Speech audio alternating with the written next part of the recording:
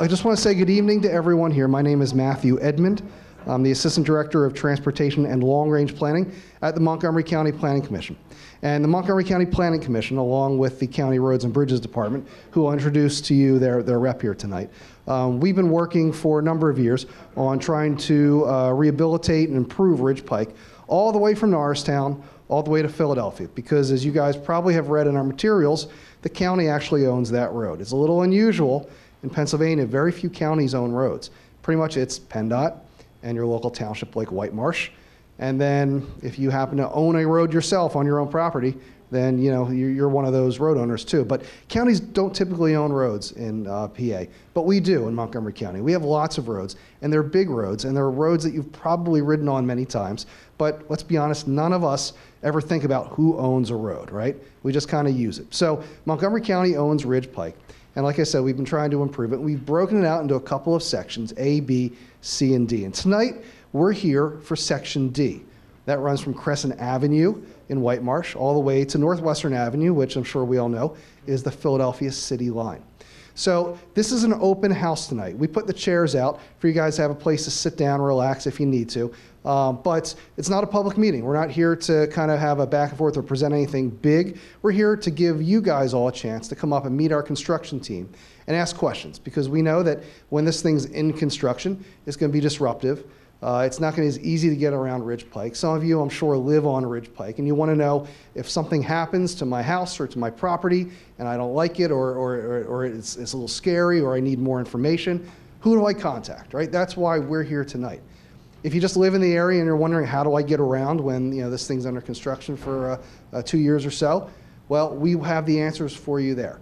And again, really the important thing is to be able to meet the people on our team. So I'm going to quickly introduce our team, and I'm going to try to go around here. They're in no particular order, but we have a couple of different groups of people that together comprise our team. So I'm going to start with Paul Valliere. Paul is the designer of record. He's the engineer. He's the one that actually drew up the plans, right? So Paul's a good resource to talk to about the project and all of its intimate details. We have Mike Sensenig and we have Allison Schaeffer. They are part of the construction management team, and we've tasked them to sort of be the point of contact, day-to-day things. There's a problem on Ridge Pike and it's related to the construction. They're particularly the ones that you call, and they will filter it through and work with the contractor and us and others to try to troubleshoot it, right? So they're important people. Make note of that, Mike and Allison. We have Susan Guisinger-Colon. Susan is the county's road and bridge engineer. She works for the county. She represents the County Roads and Bridges Department, which, if you live in a different section of Ridge Pike and you have a concern, so anything from Crescent all the way west to Philadelphia, that's the person to talk to. And I'm sure some of you guys are here tonight, Ridge Pike, right? And you may not live in D, you may have questions in B or C or A. Susan is a person to talk to as well for that. Laureen Sendel-Grant is part of our team, my team. She's with the Planning Commission. She's more or less the day-to-day person that helps to oversee the design of all these sections. And so she's going to be, for better or for worse, our point of contact. When Mike has an issue that he hears from you guys, he's probably going to talk it over with Laureen first. Nancy Lee Walters is over there in the corner. She's a resident. She's kind of cool, but she's not on the team. But we told her to stay up here. We have Domenic Marino, and Domenic, who's next to you? I forget. Thanks. So those two gentlemen are with Allan Myers, and they're the contractor. Now, they don't go out there and actually pour the asphalt or do that work themselves. They oversee the people that do that. But they have a lot of knowledge about where the project's headed and how it might evolve over time, right? Because the reality is you can design it all you want and do the best job you can, but sometimes you encounter things under the road that no one knew about, right? That road out there is a couple hundred years old, and it's been largely urbanized for the last 100 years. So if there's something that happens under there, we got to kind of change how we approach things. Those guys are part of the team that helps us ensure that we can keep moving, right? And that we have to talk to whenever we have other changes, like if you guys bring an issue up, we have to talk to them to make sure that it's constructible or we can alter things. We have Steve Ryan, he's with JBC, and John Zawaski, they're with JBC. Mike and Allison report to them, but they also work with us, and we have a long relationship on some other projects around here. So they're good people to talk to as well. They have a lot of knowledge about how things get done. And then I'll just also introduce, for what it's worth, Mike Bowles from Bowles Smythe. He was part of the design team. He worked underneath Paul here as what we call a subcontractor. Right? Paul was the head guy, but we have some specialties underneath them, and Mike was part of that and helped to be part of that too. So with that, is there anybody here from TRC?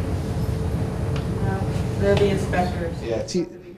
So TRC, just so you know, TRC is the company that we hire, and they go out and they inspect the work that Myers does. So there's some checks and balances in there too to make sure that everything's designed, everything's built the way it's designed.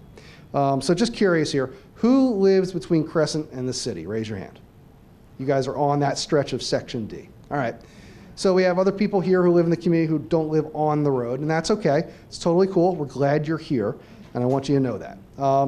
We talked about the team. A couple of other quick items. There are snacks for you guys. Now, I bought 50 pretzels tonight because I'm like, there's no way we're going to go through 50 pretzels. And boy, am I probably wrong. So by all means, have pretzels, have water. There's 50 of each there. I'm sorry if we run out. It's probably too late for me to go to Philly Pretzel Factory. They close at 6.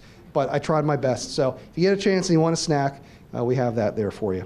And so we're going to be here until 8 o'clock tonight. So I'm going to ask all you guys at your own leisure. 7. Oh, 7. All right. We'll be here till 7, but thank you very much. But we don't punch time clocks. So if it's 7:05 and you still have questions, you still want to talk, some of us will still be here. Some of us will be here as long as it takes to make sure that you guys get your questions answered and understand. So all these folks have business cards. We have a brochure out there with numbers on it. Like if something happens, you need a number to call. There's some small brochures out there. My name is on the brochure. My phone number's on the brochure. If you have any questions about contacting anybody on our team, just call or email Laureen Sendel-Grant, and I'll make sure you get their information. Okay? Yeah. So that's on that brochure. I see some of you guys have it. Hold that up for me real quick. Hold up that brochure.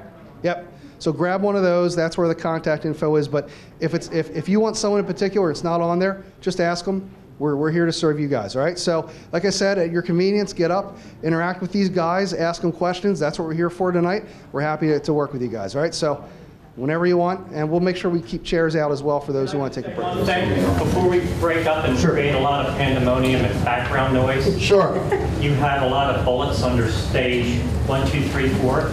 Can you just quickly go through at the top level and address those bullets? For example, say, like, fully reconstruct Church Road, just address it. Is the road going to be closed, and if so, what's the detour going to be? Sure. So I'll just give a quick overview. So what we're doing out there is essentially we're gonna rebuild Ridge Pike from the ground up. That means underneath that asphalt, you'll find a couple of different layers of stuff: concrete, other things of asphalt, prehistoric remains. Who knows, right?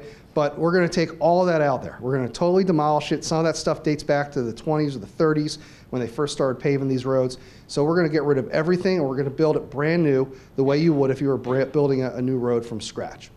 I don't want to get into a whole lot of the detour stuff because it's hard to read on that brochure. It's easier to read up on this huge, what is it, 7-foot tall, 6-foot tall thing. We do have some detour issues. We do have some staging, and that's what we want to share with you guys and talk through in groups and one-on-one. But generally, that's what we mean when we say reconstruct. We're going to build the whole thing brand new. There's a couple of areas we're going to widen, get an extra lane in there so that the pinch points that we all know and hate, they disappear. And so that's what those bullet points refer to in some ways, is where we're going to be and what we're going to be doing in those areas, all right? Feel free to get up. We're here. Like I said, we'll be here for another couple hours, all right? Thanks, guys.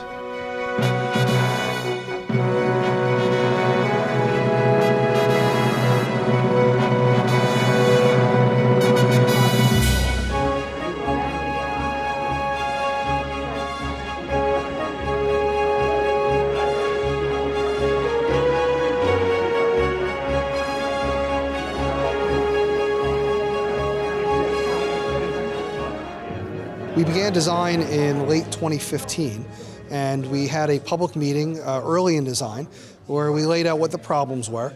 And at that point, we didn't really have much of a design. We kind of had an idea of what we wanted to do, but we also wanted to hear from the residents about what their concerns were, what the problems were out there, and in particular, if there were any real hot spots or problem areas. And so we had that public meeting in 2016, and after going through preliminary engineering, we had another public meeting where we unveiled to them what the designs were with the feedback that we had incorporated. Not everyone on any corridor like this completely agrees with every decision, and sometimes we aren't able to meet people's concerns fully as much as they would like. But we have largely had the support of the township supervisors, of the residents here in the corridor. They've appreciated the fact that we've gone out and held more than one public meeting, that we have a website that people can go to, we have brochures, we have an email list in which we promote and what's going on and give updates. And so we're proud that we've largely had community support here. And the residents realize that it's really important to improve this road and fix it. And so they've really been grateful in a lot of ways that the county has been investing in remaking and in rebuilding Ridge Pike. The construction will start off by working on some stormwater basins and other stormwater management facilities at various locations throughout the corridor. And that will take place for the spring and most of the summer. And then starting in the fall, our construction crews will be working in the middle of the roadway. And first they'll be working in the westbound lanes to rebuild that. And then they'll be working in the eastbound lanes for maybe 8-9 months after that's done. And then when we're all done, we'll have a brand new Ridge Pike. It will have sidewalks on the south side, 4 to 5 lanes total, some new signals at Barron Hill Road. And we're very, very fortunate that we've been able to do this with the support of the county commissioners. We decided a number of years ago, with the support of the Montgomery County Commissioners, that we would fund this 100% with county money. So we wouldn't use federal or state money, which requires a much longer design time. There are more environmental things you need to document and more permits that you need to get. And so by doing it this way, we were able to get through design in a little over 6 years. So we're excited that we have a good construction team. They're very experienced. They've worked on other projects in and around the Norristown and Plymouth and Whitemarsh areas. They know what they're doing, and we know that at the end of the day we're going to get a project that's done, that is going to make it easier for people to walk and use SEPTA. That's going to make it easier for drivers to get through, especially during rush hour. And the road is going to be great. The road is not going to be full of potholes and pockmarks. It's going to be new and smooth, and it's going to be a much more pleasurable driving experience.